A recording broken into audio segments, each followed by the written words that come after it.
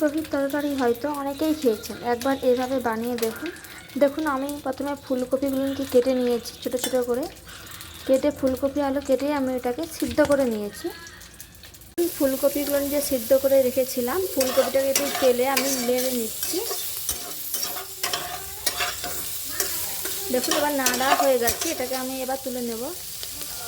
দেখুন কী কী মশলা নিয়েছি এখানে জিরে বাটা, টমেটো কুচি, আদা কুচি, তার সাথে নিয়েছি দুটো কাঁচা লঙ্কা। আমি সব কিছু এবার পেস্ট করে নিয়েছি। দেখুন এখানে আদা পেস্ট করেছি, জিরে পেস্ট করেছি, নিয়েছি হচ্ছে একটা তেজপাতা, লঙ্কা, আর নিয়েছি টমেটো কুচি। দেখুন আমি এবার কড়াই বসিয়েছিলাম, কড়াইতে এবার তেল দিয়ে দিচ্ছি।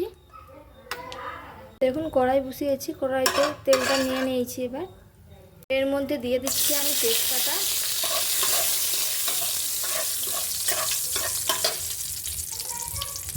এবার দিয়ে দিচ্ছি লঙ্কা, এর মধ্যে দিয়ে দিচ্ছি আমি ফোড়ন, এর মধ্যে দিয়ে দেবো কুচি করে রাখা টমেটো,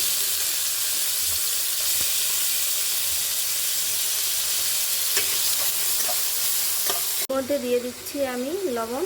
এটাকে আমি নাড়তে থাকবো।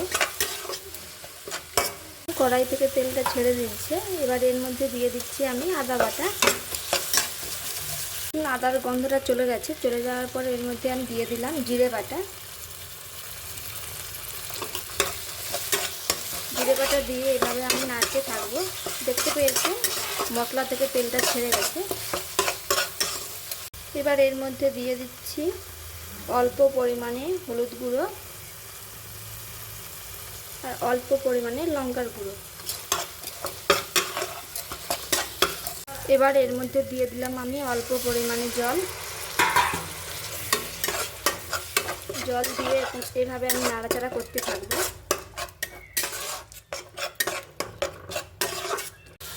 দেখুন ফুট ধরে গেছে, এর মধ্যে আমি দিয়ে দিলাম ভেজে রাখা ফুলকপি, তার সাথে দিয়ে দিলাম আলু,